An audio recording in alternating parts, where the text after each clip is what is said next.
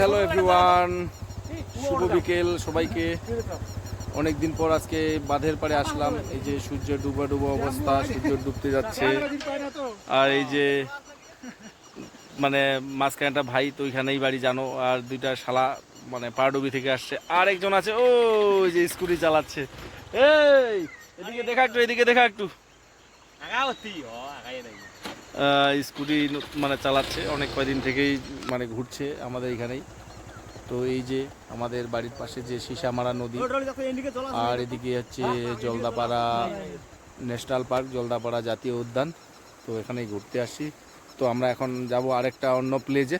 তো চলো অন্য প্লেজে গিয়ে দেখা হচ্ছে।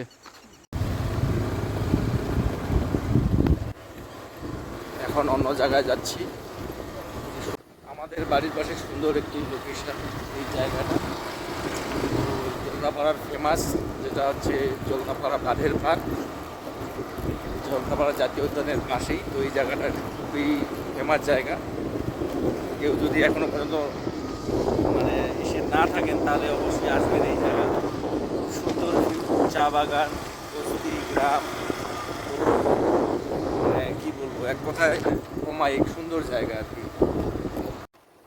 তো এখানে ছোট ছোট অনেক কটেজ আছে, রিসর্ট, থাকা খাওয়ার জন্য সব কিছুই আছে। এটা হচ্ছে জলদাপাড়া জঙ্গল ভিউ হোমস্টে।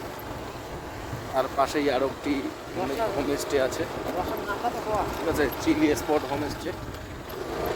তো খুব সুন্দর জায়গা এগুলি, এখানে আসবে। যাই হোক, অবশেষে পৌঁছে গেলাম আমরা আরেকটা প্লেসে, ঠিক আছে। এই যে জায়গাগুলা খুব সুন্দর হোমস্টে, অনেক হোমস্টে এখানে আছে। ছোট ছোট হোমস্টে অনেক আছে। এইখানেও বন্যা হয়েছিল। এই যে বাঁধের ভাঙা রাইনো কটেজ, যেটা একদম নদী একদম ভেঙে তছনছ করে দিয়েছিল।